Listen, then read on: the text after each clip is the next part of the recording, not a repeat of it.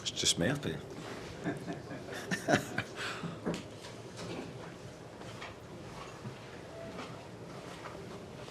Cheers. Yeah, we'll start with you, Luke.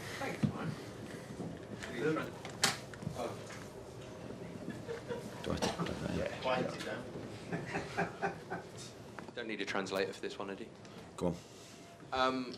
3 successive Champions League wins. That performance a sort of sign of your growing maturity at this level, do you think? Yeah, I think they're all very, very difficult games, and I think today we navigated that one really well, especially after the weekend. It was important. We responded mentally, and our psychology was really good, and I thought we were in a good place today in that respect.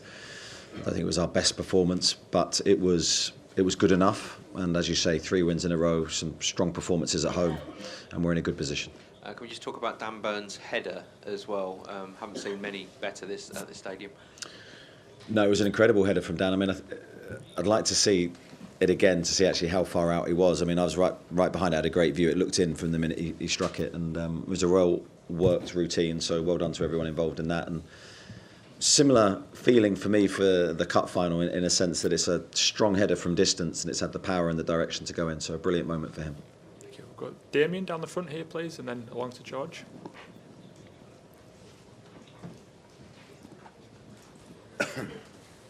Just on the header, Eddie, is it better than the cup final one?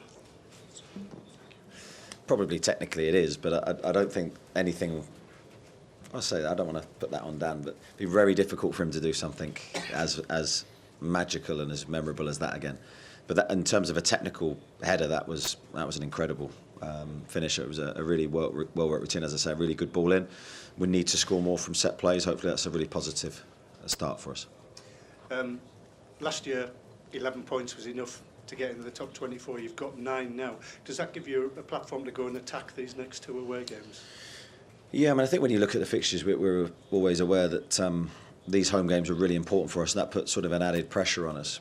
Now we go away from home, and of course we've had our troubles in the Premier League away from home, but we look forward to these games. I think they're an amazing thing, and Marseille will be really great experience for everybody, a tough ground to go to. We're looking forward to that. Certainly better going there with 9 points behind us. George. Hi, Eddie. How kind of frustrating is it for you that yesterday and at the weekend we're sort of picking over a really poor performance, and then tonight we're picking over a really good performance? Yeah, I think it's you know, I think when you go back and look at our time, we've been pretty consistent through the seasons. Of course, you have dips throughout it. We want to make sure that we don't become that team that's yo-yoing in terms of attitude or intensity or delivery of performances. We really want that identity to be clear in how we play, regardless of where we play. And I know the players are frustrated as well, so I don't think it's from a lack of effort. I think the effort and the will to do well is there. Now we have to harness that and use the pain from West Ham for our next Premier League game, and I think it's another opportunity for us to come out of that spell. When I was a kid, which was a long time ago, there was a concept that teams could be cup teams, that clubs could be a cup team. Is that something that you would not want your team to be recognised for? No, we don't want to become sort of associated with that tag, because I don't think it's a healthy one for us. We want to be a team that delivers consistently, is strong in every respect mentally, because I think if you're just able to lift yourselves for certain moments, that you never know when that side of your game is going to show, the negative side, and we can't become associated with that. Kieran at the front, and then Lee Ryder at the back, please. Hi, it's 5 home wins in a row. Can you kind of get your head around, you know, at the time the away form's suffering, it's happening at home? Is that frustrating in a way? Yeah, I mean, it's a similar answer to the previous question. It's hugely frustrating because I think we have a style of play and a method of play that works, that is really effective. For whatever reason, I don't think it's our style. It's probably a combination of factors. We've not been winning the games away from home that we should have done, and now we're sort of caught in that trap where it's becoming a topic of conversation, and we're probably becoming more aware of it. I don't think I really want to focus on the home and away debate. I think it's about playing a game of football and delivering a good performance regardless of where we play. So the only way we can sort of answer those questions is to perform and actually do the business. Dan Byrne yesterday said you need more housery, needed to be more ugly. Do you think that's the key away going forward, particularly at Brentford on Sunday? I think it's a mixture of everything. Yes, possibly we need a bit of that back into our games. I think we certainly had it in previous games. But you need a bit of everything. You need the quality, you need the composure, you need the delivery. Most importantly, I think whenever you play away from home, you need the mindset. Thank you. Lee at the back. Eddie, have you got any details on Anthony Gordon's injury? No, I've not spoke to him, and I haven't really had a full rundown from the medical team. It seems like sort of reoccurrence of his hip injury that it's been plaguing him in recent weeks. So we'll assess that and see what damage is done. Is that the injury that he initially got playing for England back in March? I don't know. I don't know. I'd have to find out. I'm not sure. Yeah. And just have you discovered anything new about the team that you can take to Brentford and try and flick the switch away from home in the Premier League from tonight? I don't think I've discovered anything new. I think we've got some very, very good players. I think we've got a squad full of good attitudes that want to do well and want to win. As I said, I don't see an issue in terms of will and desire, but we've got to try and put it together. And that's only going to come from really intense focus on this game coming up and a really good delivery of our plan. Thank you. We'll go Keith on the row in front, and then Dom, Mark, and then Martin, please, on this side. Eddie Bruno's just said next door there that he felt like he had 10 kilograms on his back tonight due to the illness that he's been suffering, but no surprise yet again he plays through the pain barrier, if you like, and does it for the team. He wasn't saying that to me this morning. He said he was feeling he said he was feeling $1 million this morning, so that's news to me. No, I think in all seriousness his character is undoubted. His will to play is so strong.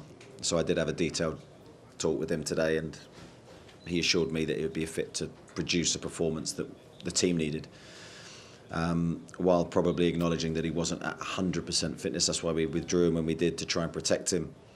But I think we lost a little bit when he came off the pitch, speaking honestly, and that's how important he is to us. I thought he performed very well. Thank you. We've got Dom, Mark, and then Martin on this side.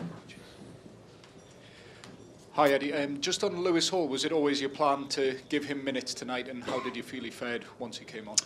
Yeah, it was my plan to try and give him minutes. I can never make that guarantee, but it was in my mind to use him today. It was in my mind not to use him at West Ham because he'd only had one training session and he's worked so hard to get back. We don't want to lose him now, having done all the hard work. So I thought it was the right time to introduce him. I thought he played very well. I was really pleased with him.